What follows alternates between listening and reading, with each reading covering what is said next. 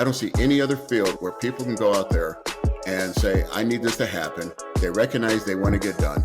And then they go out there, find somebody just because they like them, or somebody because they actually played a sport. It's kind of like saying they can do brain surgery because they had brain surgery. So they slip a holiday in, they have brain surgery, they read up on it a little bit, they got their research from the internet. So now they're going to go do it. But no industry does that besides the fitness industry.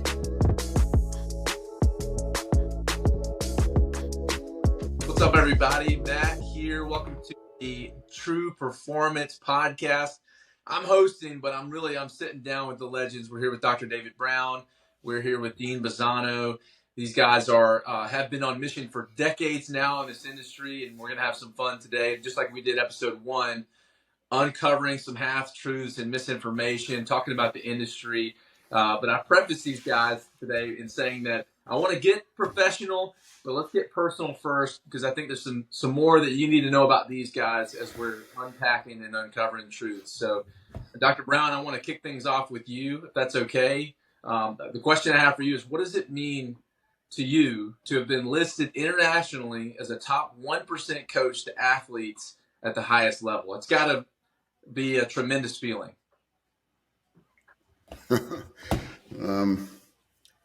I don't even understand what that even means. And that's part of the issue with our industry and our culture as a whole, to be honest with you.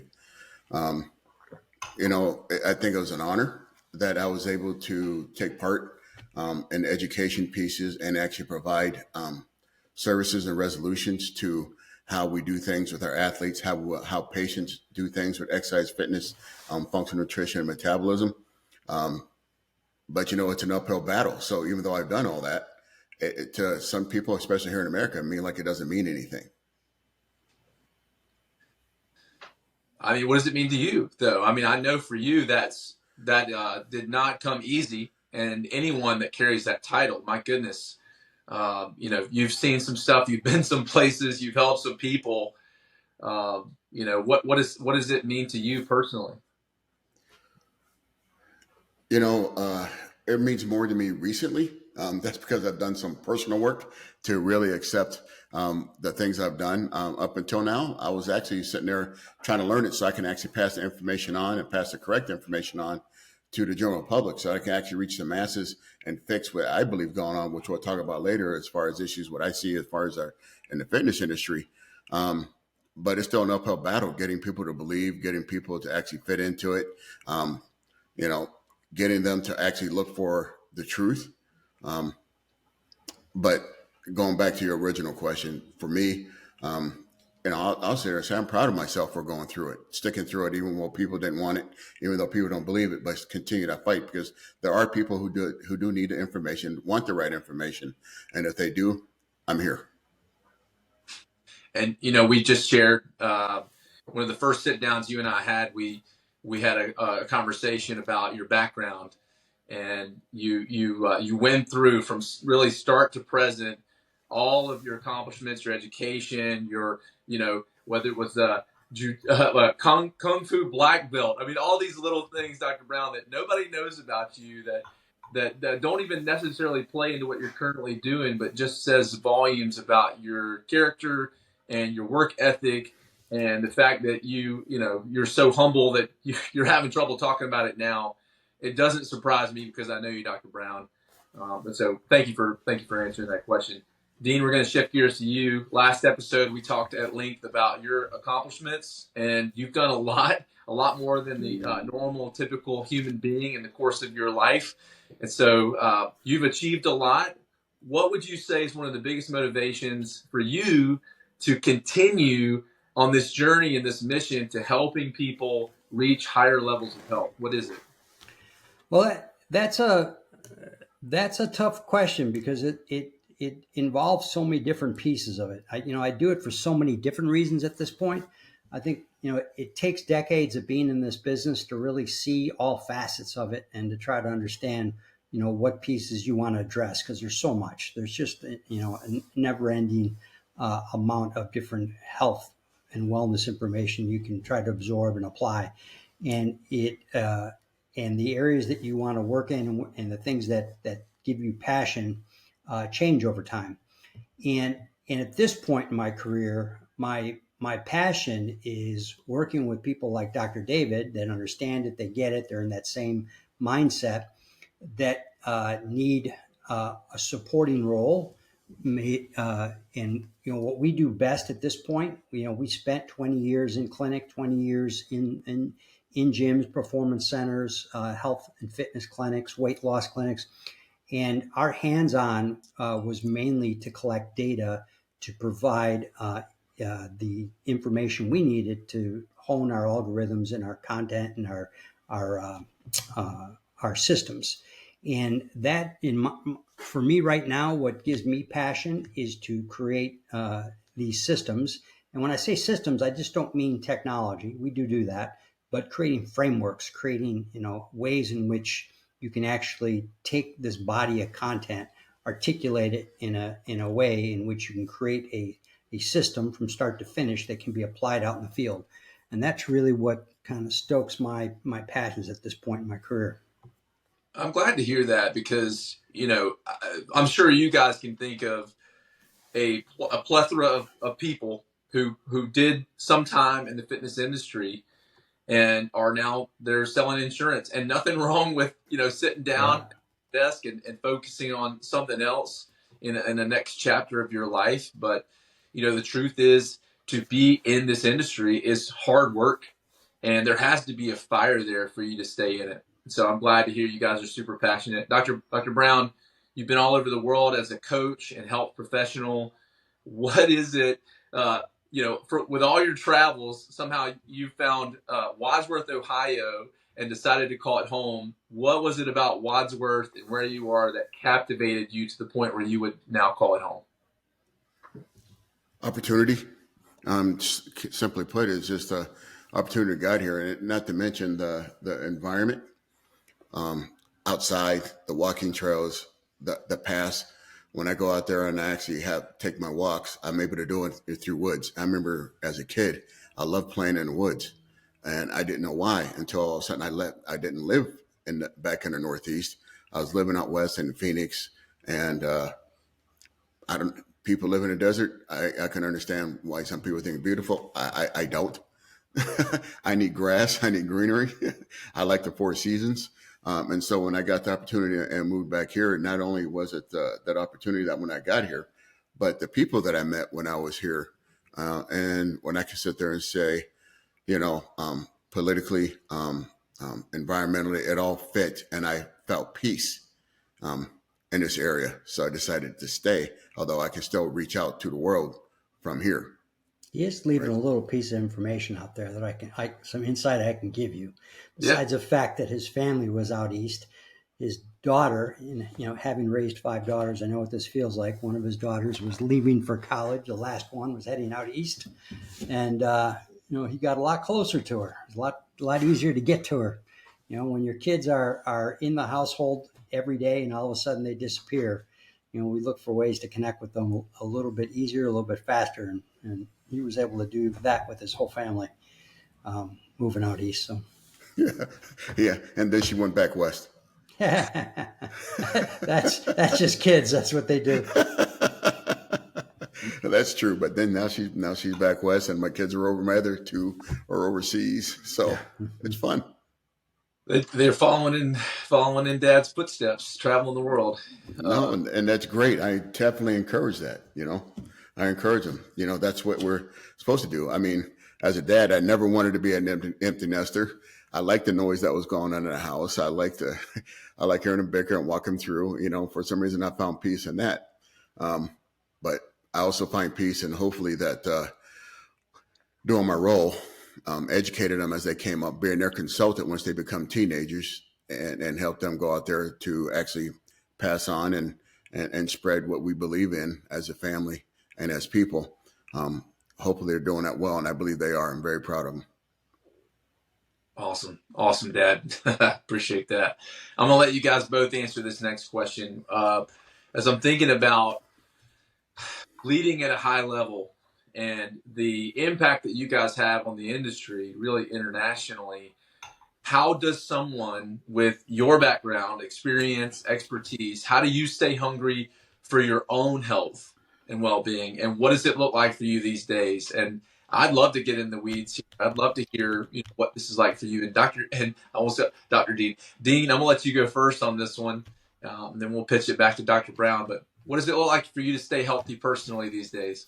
Well, I won't say it gets easier as you get older. It does get a little bit tougher, but what you get to ride on is the coattails of having done what was best for you for days and weeks and months and years that accumulated over time. And one thing my clients would often ask is, what do you do? And I always told them it doesn't matter what I do, because what I do is an accumulation of years of having done it. I've starting, you're 38 years old starting to work out for the first time. I've been working out since I was 13. So I've got decades behind me of positive benefits that I've accumulated over time that have made my journey a little smoother going forward. So a lot of my routines are more set in stone. A lot of things that I do, I don't have to think about anymore. They're second nature. So that's kind of spun me into my later years to be able to take advantage of that. And a lot of it is really not, it's not fraught with limiting anything. It's 99% of everything I do is really focusing on 80% of the core stuff that's good and healthy.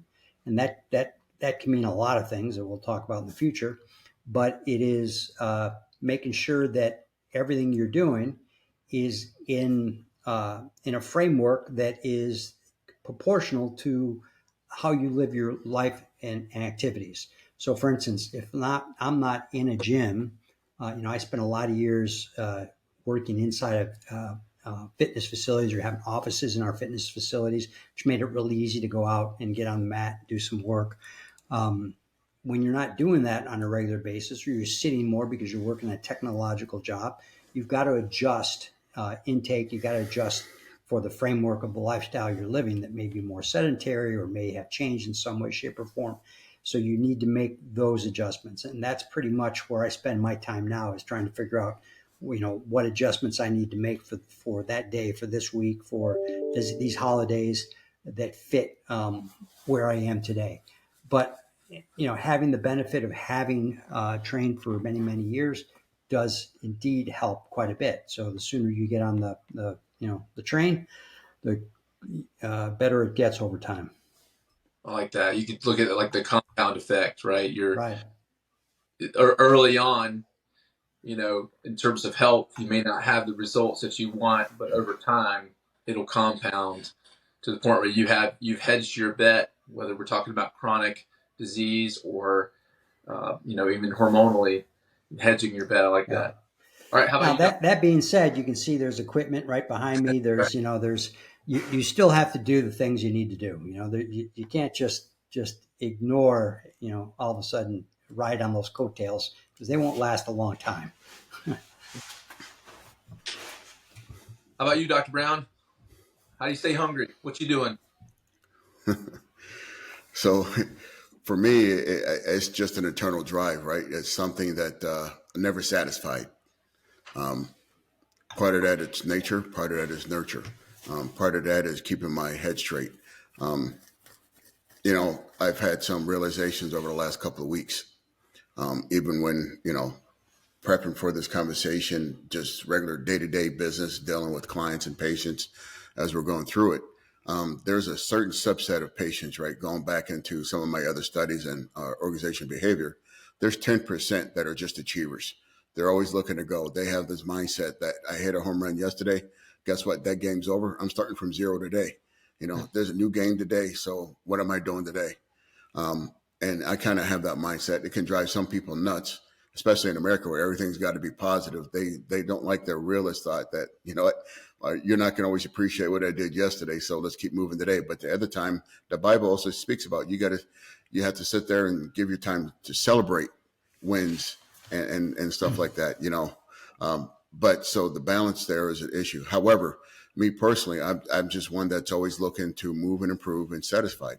I'm not satisfied, put it that way. So that being, Look at one of my styles. A lot of people don't understand this term. You know, I'm a theoretical utilitarian, right? I like, which means that's my why. Why I get out of bed? I get out of bed to learn, right? I get out of bed looking for opportunities, something I can learn and develop and constantly grow with.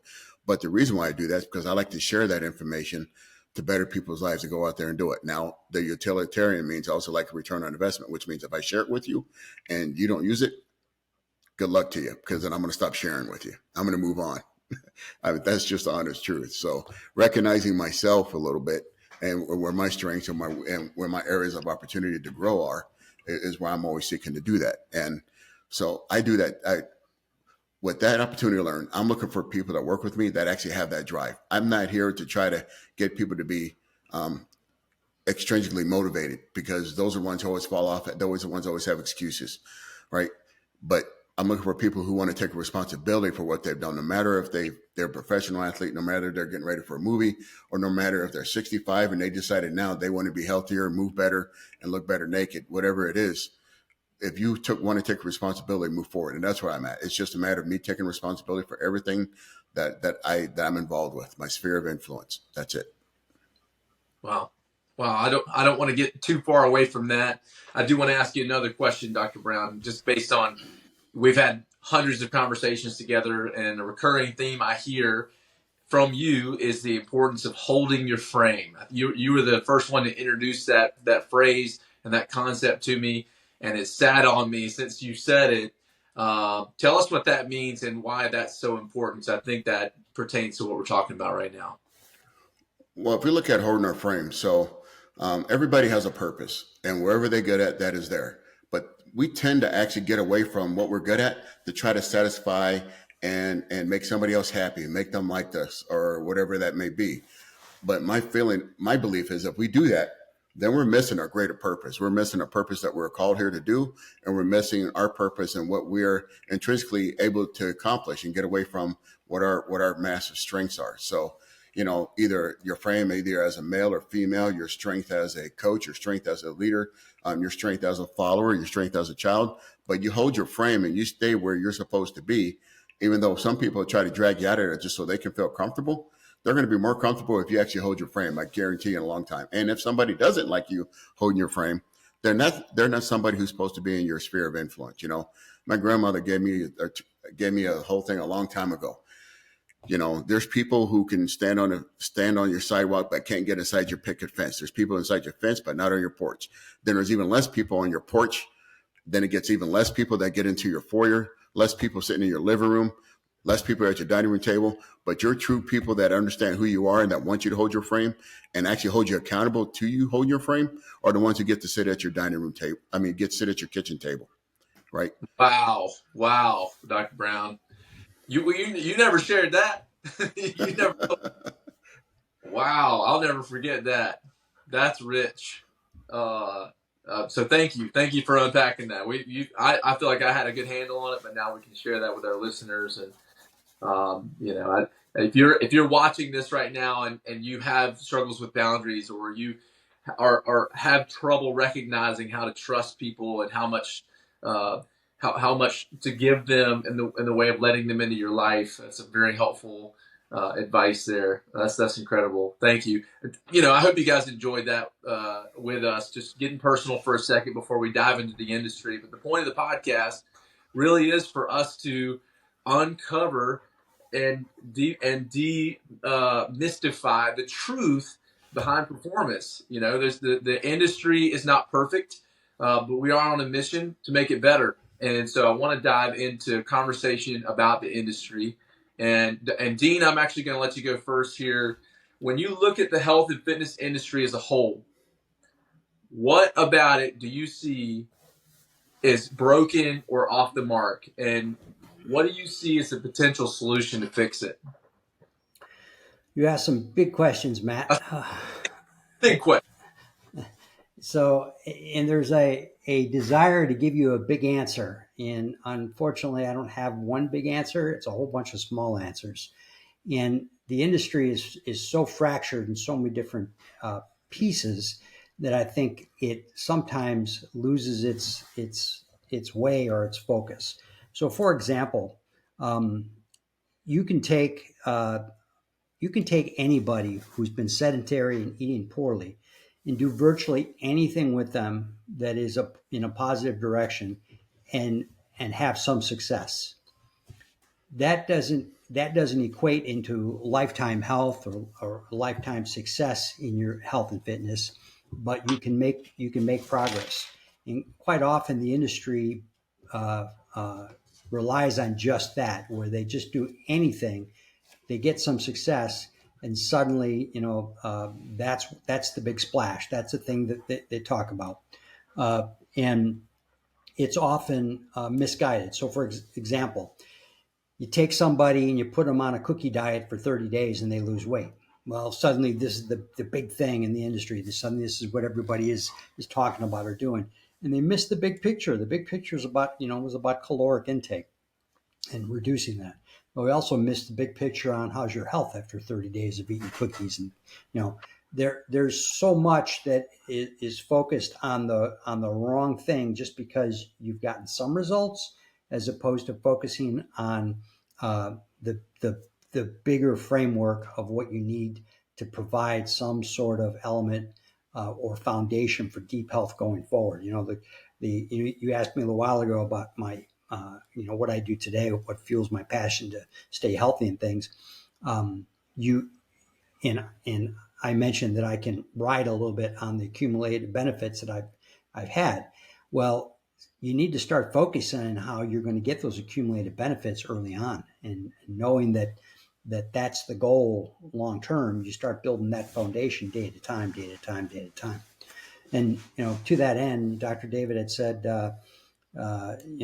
you had a home run yesterday, now today's a new day. And I can look at it the other way too and say, you know what, you screwed up yesterday, today's a new day. That doesn't mean everything is done. It's a new opportunity, new chance to build your foundation.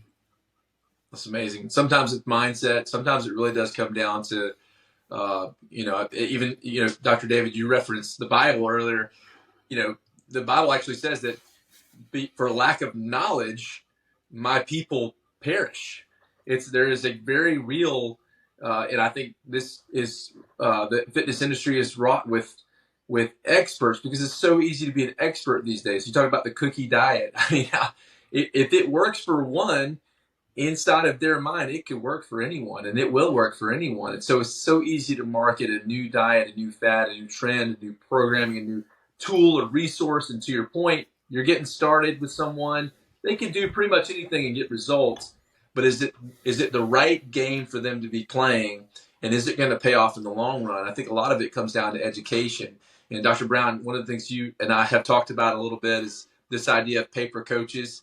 And I know we're not necessarily looking to start a fight or throw any shade at the industry that you and I love, but help us understand what a paper coach is, Dr. Brown, and the danger it puts on the industry. Okay. So, I'm probably going to go a little bit off, not off topic, but probably expand on that. Might let it grow a little bit of legs here. Because we're talking about holding frame. And we started having this conversation before. I was sitting there trying to make sure I wasn't going to make a lot of people angry or mad, but I'm going to sit here and hold my frame and talk about, the industry, first of all, has an issue from all kind of aspects, in people that have education and people don't. When I'm talking about people that have education, they have education in the wrong field, right? So we're talking about, first of all, getting into the wrong professionals. Doctors are going out here all of a sudden talking about exercise, and they're not, right? They have their role, and they have a valuable role, but they're coming outside their role because they're looking to make their money, right? You have professional athletes that get done with their sport, and people run into these professional athletes because, they've been there. So people think the experience alone is actually where they get to. They went through training. Well, again, now you're looking at somebody who's only making it because of what they've done, not looking at the fact that they actually had coaches that actually helped them get there. And they weren't necessarily students of how they got there. But now they're just trying to replicate what they did and say, okay, this is going to work for everybody, right? And then you actually have people that do have an education that don't even finish their education properly, because they may have the foundation, but they don't have the practical sense. And that's where some of the athletes might have a practical sense. They don't have the foundational sense to it. And these doctors might have a theoretical sense, but they don't have a practical sense to it either, right? They're working in a different field, and that's what's messing up. And on the other side, everybody keeps giving a pass to the clients or the patients that we're serving, because I don't see any other field where people can go out there and say, I need this to happen. They recognize they want to get done, and then they go out there find somebody just because they like them, or somebody because they actually play the sport. It's kind of like saying, I'm going to go get my hair cut by that person because they slept at the Holiday Inn Express last night, and you know what? They're able to paint my nails or cut my hair, or they can do brain surgery because they had brain surgery. So they slept at Holiday Inn, they had brain surgery, they read up on it a little bit, they got their research from the internet, so now they're going to go do it. But no industry does that besides the fitness industry, where they allow that to happen. What, some over 700 plus certifications that are running out there. You got people getting degrees all the time, but yet they're not getting mentored like you would see a trade school. And that typically only happens in the United States. Overseas, all the coaches that go to fitness, those people are professional coaches. They're going to at least a 2-year trade school and then getting certification on top of it, right? But in the United States, we allow that to pass. And that's what, going back to the very beginning we're talking about, where sometimes my education doesn't matter to people. Some people are intimidated by it, and that's okay. If they're intimidated by it, then be intimidated by it, right? And then you got going back to the clients here. They sit there and say, well, that just doesn't work for me. Well, what doesn't work for you is the fact that you're just comfortable, and you want to stay comfortable in what you're doing and not doing what you have to grow. Being uncomfortable is where you grow, right? So having this conversation, I'm hoping, causes some discomfort so we can grow as an industry and fix this thing. That's so you referred to scope, but you also referred to level of education. Education, the foundation, right? There's research out there that really nobody's talked about. We talked about Malik. I think I passed it out a couple of weeks ago. Malik in 2002 did research, and he talked about experience. I heard people talking about, well, I got experience, or I'm good in the fitness industry. I got 20 years experience. Well, his research shows after 5 years, you have diminishing returns in experience because you're just doing things in an incorrect manner. You're not following the research. You don't know how to look at the research to determine, or you're listening to somebody else how they view the research and not actually went through the research and pulled it out yourself, right? Then you find out, well, these kids don't have experience. Some people say, don't listen to that kid that's just 22-year-old that just got out of college because I don't care what the professor told them. You don't have the experience. Well, they're kind of right, but they're also wrong, because the research shows somebody that's coming out with 2 years actually passed what we call the FICA, which stands for the Fitness Instructor Knowledge Assessment Score. They passed it by 20% more than people that had 20 years experience just coming out of school. And those are people that only had 4 classes. So there are 4 to 9 basic classes they think you got to have at the college level to be proficiently, properly set to actually help somebody to exercise. And then they actually looked at the certifications on top of it. At the time they did the cert, you had the American College of Sports Medicine, ACSM, okay, which is actually based off of healthcare.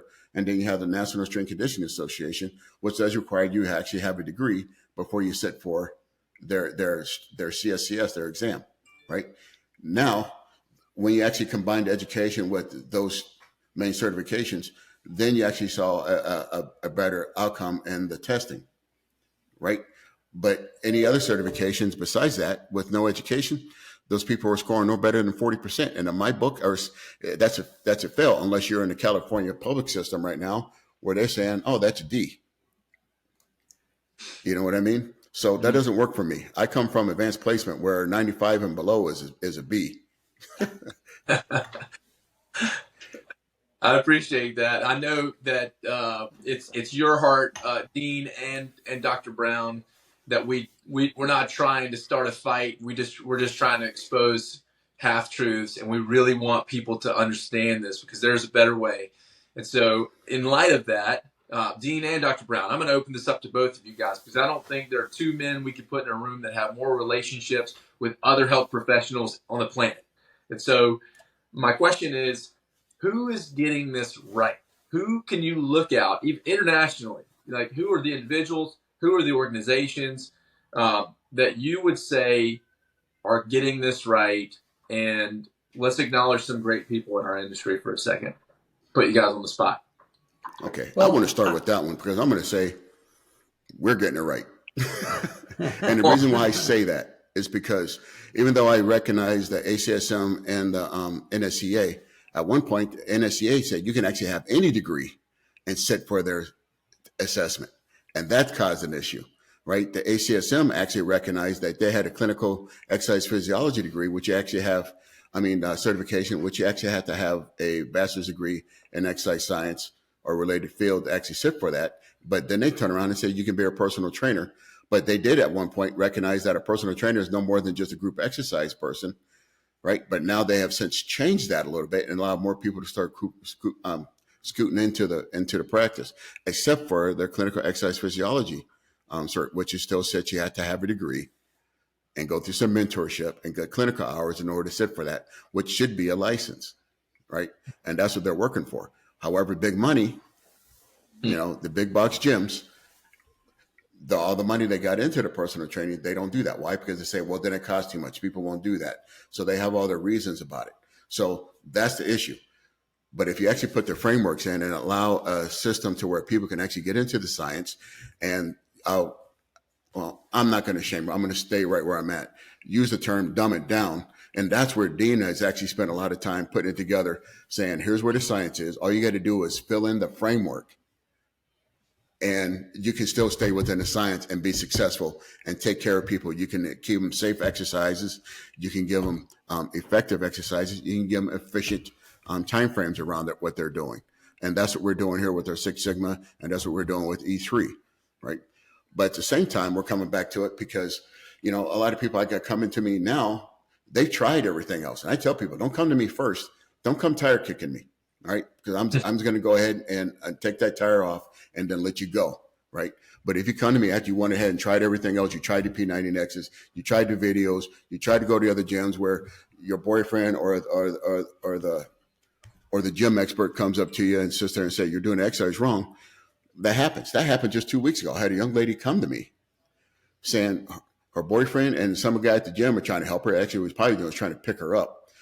But he gave her technique, and that was absolutely not completely wrong, but it wasn't right. And so it has actually started causing a shoulder issue.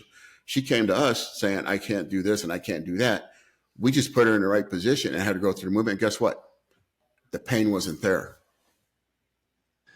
Yep. Yep. Yep. Well, you guys, I can attest. I've been in your facility a ridiculous amount. Obviously, you set a high bar for your entire team in terms of excellence in the way they coach and train. Your team's amazing. Your facility is state of the art. It's an unreal experience to walk into your space. And so you guys are getting it right. Dr. Dean, anything you would add to that in the way of who's getting this right in the industry? Well, it's easier to point out who's getting it wrong, right? It just because they flash to the top very quickly, and usually are visible because they're in some way exploiting what they're doing for capital gains, and so those are the ones that become very visible, and you can tell what they're doing wrong. And without naming names and getting a sued for libel or something else, I will tell you that there's a lot of people that were getting things right that got off the path for financial purposes. Now, don't get me wrong, I'm a capitalist. I did my first master's degree at the University of Chicago. We're all into free markets there. Our MBA was very econ driven, and I believe that you should be able to exploit and make as much money as you can with your knowledge, your IP. But when you twist the information you have in a way that corrupts it for your own personal benefit, takes advantage of people that that can't otherwise don't otherwise have the background, the experience, the knowledge on their own to make the right decision in that field and trust in you, and you corrupt that trust for your own personal gains. That is, those are the things that I see, even with people doing it right, that veer off the path and come to that. I will name one name because I have very positive things to say about him. Somebody that I worked with when he was just starting, and his practice was Dr. Berardi. Dr. Berardi was starting a company called Precision Nutrition, and we had found him online and certified with him. Very early certification with him years and years ago. But he was following the science. The man was just following the science. He grew a great business following the science, and then he got out. He made his money. He got out, and he never veered off the path again. You didn't see him, selling or corrupting the trust he had built with the science in that area. I can't say that for a lot of people, and that's not to say that they aren't out there. They're just not visible. They're, the people that are doing it right often don't bubble to the top on any kind of national basis. I know a lot of people personally are doing it right, but they're not. They're doing it right in a microcosm in their little community with their people and what they're doing. And what we want to do is get more and more people doing it right. And I think you and I and Matt were talking about this, is that, the big players that are doing it right, they don't necessarily need us. They may need our tools. They may need our support, but they're doing it right already, however they're doing it. It is the mass of the industry, that bulk of that middle of the industry, that needs what we have, what David and I have developed and what we have learned over the years, in order for them to sustain and get it right in the long term and not, bust out. Yeah. I'd like to add on top of that, like he mentioned Dr. Berardi with Precision Nutrition, and he's absolutely correct. But even in his writings, in his books, he does talking about the need for the foundation versus just the certification, or add certification on top of the continuing education. But you need the foundation on there. He just put it much nicer than I did, right? Just like Dean just did, right? Now, I have friends in the industry, or people ask me that I'll send anybody to. I got, if you're learning about weightlifting, I got, over at Garage Strength. He's doing it right, okay? You got Sean Waxman. I was out in Utah now. He's doing it right. If you listen to him, he's not being so calm about it either, kind of like me, but he's saying it right, then I got a lot of international coaches that I have. So I actually brought some of these international coaches on our team for our lead training now that we have, that for the program we're putting up in E3 Fitology. And so they do it right, but they also have the foundation and then the science, but even then I actually have people, I'm going to go back to this again because I'm going to beat this horse until it's done.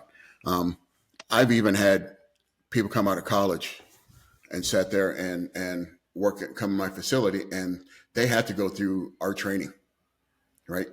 I don't care what other certification I have. They have the base first, and then they go through our training. But I had people leave because they're using the terms that I don't like to feel like I'm constantly under a microscope. That's the kind of standard that I think we need to have in this industry to get to in a mentorship, because I think that's what we're trying to develop.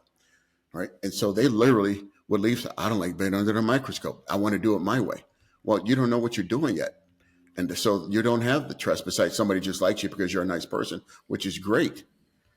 Right. But is that nice person going to get you the results and keep you out of the hospital at the same time? Yeah.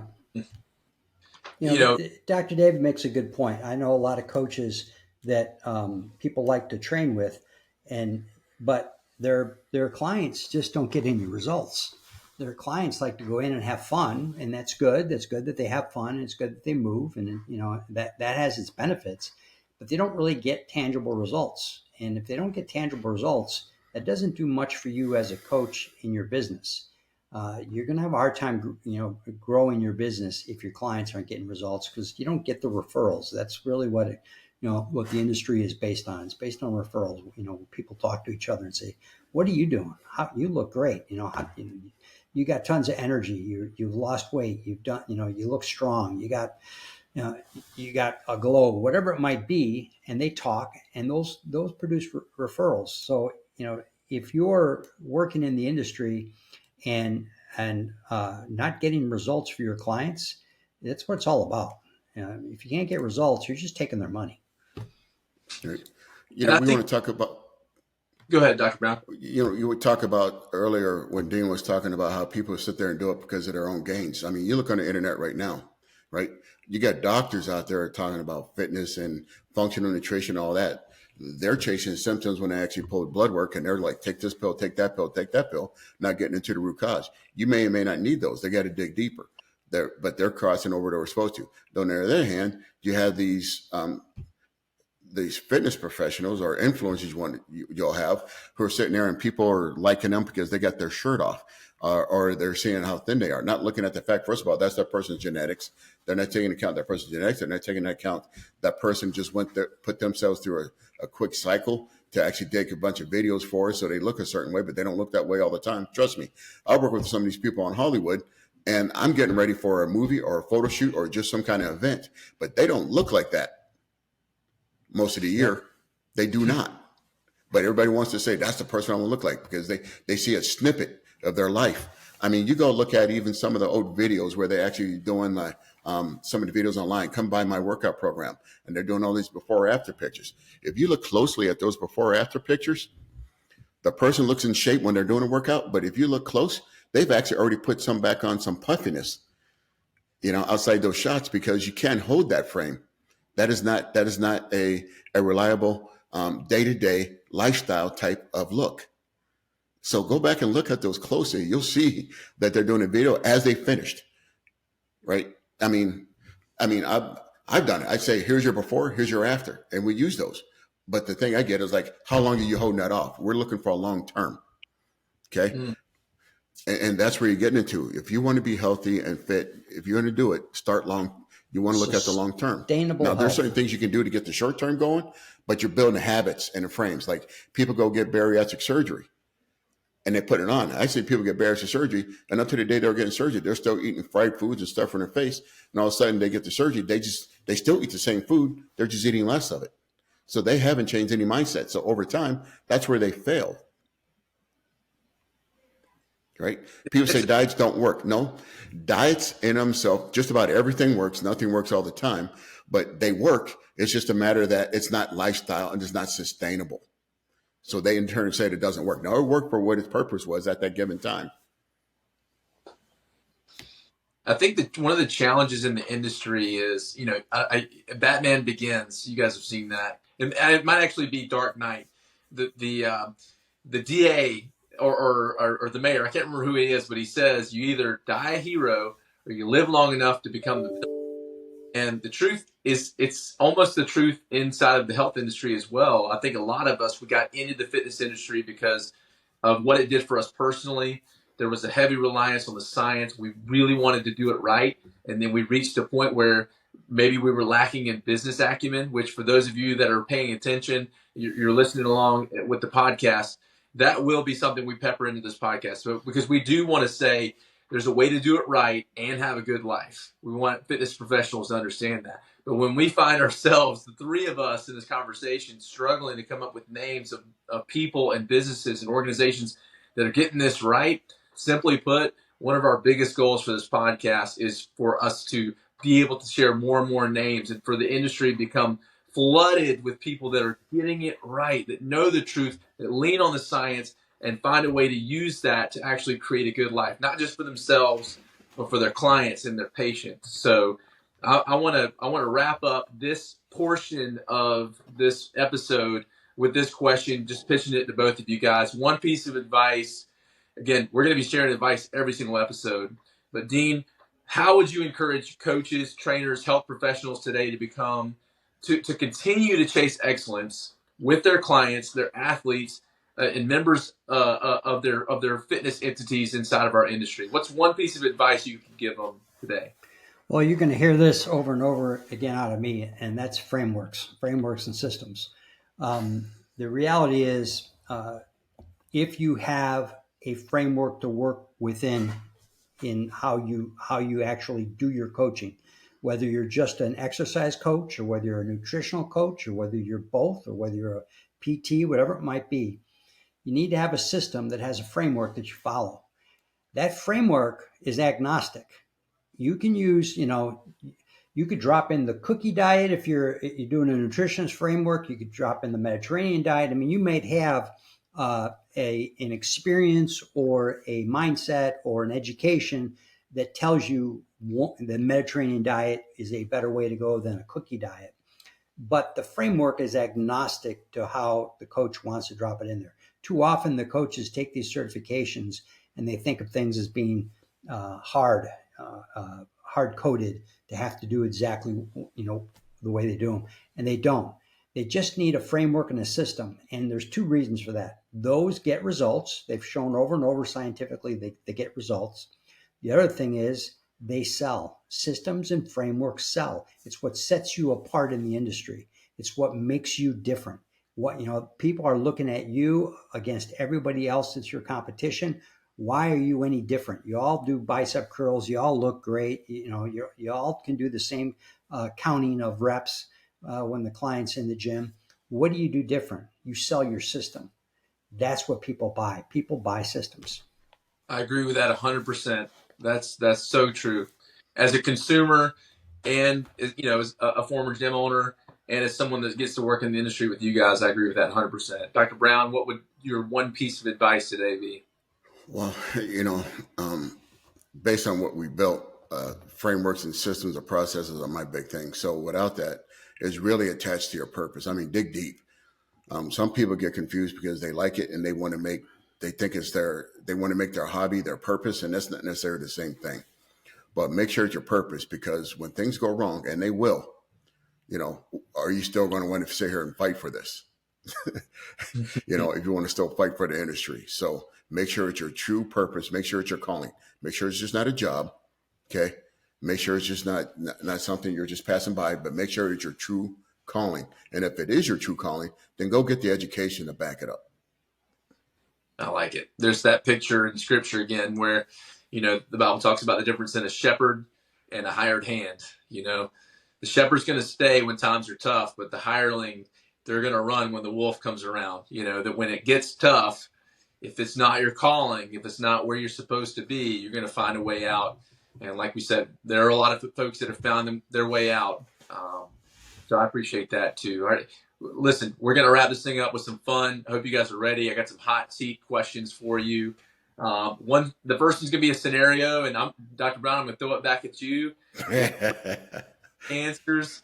And so do your best, and we're going to move quick here. All right, Dr. Brown, if you had a client that was 100 pounds overweight, and let's say 40% body fat, and a desk job that required 8 hours in the office every day, but they were looking for help from you, where would you start with that client? Get them from sitting behind a desk. Easier said than done. How do you do that? Just set up and say, let's take a walk every hour. Walk down a hallway for 5 minutes. Gotcha. Increase their NEAT. I like that. All right, it's hot seat. So Dr. Dean, Dr. Dean, you're going to be a doctor. You got too many doctors going back and forth. This is your formal education. Dean, greatest athlete of all time, any sport, any era. Who is it? Oh, wow. Man, you asked some tough questions. I got to say, for me, the greatest athlete is both performance-based and human-based. And when it comes to performance-based, one of the great athletes I always thought was phenomenal was Michael Jordan. I mean, I think that his perfection of that sport was just a beauty to watch. But as a overall athlete and human being, maybe Muhammad Ali. Just the more you see about that man, the more behind the scenes, the more documentaries, the more information you get about him as a person, as well as an athlete. He's just a phenomenal, human being and athlete in totality. Super smart too, just super brilliant on his feet, just on his, the way that he took George Foreman out and talking about how his game and his strategy would change, and Foreman didn't believe him, and then all of a sudden you got him knocked out. So, all right, Dr. Brown, what's the most important meal of the day? The most important meal of the day is the one that you eat. At that moment. At that moment.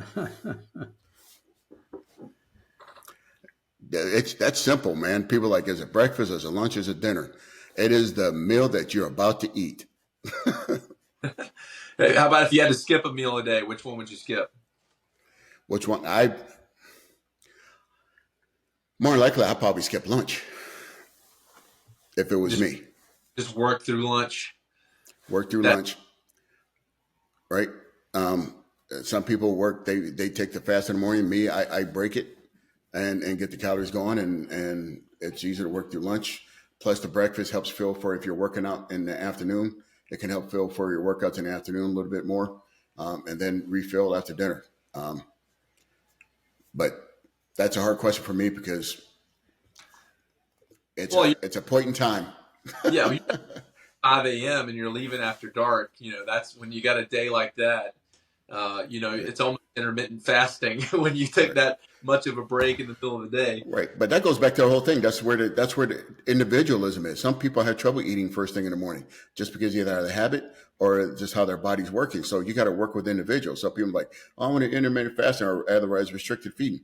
Okay, well I don't. I need to eat. Okay, you know what I mean? The research supports either one you do. I mean, it depends on what your goals are. I don't want to skip any meals if you're doing it for performance based. You want to feel for your performance. But if you're doing it for aesthetics, you have more options available to you. Okay. All right, I gotta. This is an old fight that I'm bringing back up, Dean, for you. I don't know if it was just local or if it was international, but there was a moment in time in my time in the fitness industry where it was the greatest debacle of when you perform a deadlift. Is it okay for your back to be rounded, or should your spine stay neutral in the course and braced in the course of the movement? Okay, well, yeah, that it is hotly debated. I think what we need to do, and this goes, a similar question could be said about squats, about whether people can squat down low as opposed to not being able to squat down low. And the reality is, when you get down to the science and you look at the anatomy of different human beings, especially by cultures in different parts of the world, we're built differently. And our bones and our structure of our skeletal system allow us to move in different positions based on our genetics. And to that end, deadlifting is not a lot different, in which some people are going to get away with rounding their back and not have an issue and use that to muscle the weight up. That doesn't mean that a majority of the people can. I say a majority of the people, if they're rounding their back, they're pulling the muscles in a stretched position to start with before they even pull, which means that they're starting their pull in a very stretched position, which increases the potential for muscle tears. Won't happen to everybody, but I would say if you are a betting man and playing the numbers game, the higher likelihood is if you're rounding your back, you're probably going to sustain a muscle injury of some sort, or maybe even a disc if that muscle pulls on the structure of the bone enough. Appreciate that. I got to jump on this one, man. I got to jump on this one. Yeah, jump on. Right? Because the whole thing about it is when we're talking about, there's range of motion for the muscle and range of motion for the joint. Most pain happens when the joint is actually out of place. If you're looking at the intention of those particular joints that you're moving when you're lifting, right? Everybody thinks about lifting is about muscle, but muscle's whole purpose is actually either strengthen or lengthen a joint. Okay. If you actually round your back, when your lumbar back especially is supposed to be stacked, I think you're causing extra strain on it. That's where Wolff's Law comes in, right? So, and a deadlift typically is not an active back muscle, which means you're not going through isokinetic movement. It's actually more or less an isometric movement for the lumbar spine. You're supposed to be having it steady, which makes it more of a hip movement, right? It's a level change. Hip and knee, hip flexion, knee flexion, right? Hip extension, knee flexion. If you're understanding what joint you're trying to move, then that makes it simple to actually answer that question. Now, if you're doing it for sport where everybody's doing it, yeah, they're trying to maximize. You're going to see people doing it, but don't look at it for the sport. Look at it for the functionality of what you're trying to use it for. I mean, let's talk about this. The reason the back rounds is usually because you got such a heavy weight, you have no other parts of your anatomy left to pull with, right? It's why they got rid of in Olympic lifting. They used to have the press, overhead press. And, they got rid of it because people were figuring out that if they leaned back, they could press more with their pectorals and their lats and get the weight up higher. But they were leaning back so far that they were putting their joints in an anatomical, position that it increased the risk for injury. So Go back and watch some of the videos where, 300 or 400 pounds pressed overhead, but that's fine. Because I mean, they were leaning back so far. Painful to watch. Yep. Tell you what, I got one more question, maybe the most important question we've addressed in the entirety of the podcast, and I want you guys to both answer it. Pineapples on your pizza, yes or no? No, no, no. Well, first of all, I'm Italian.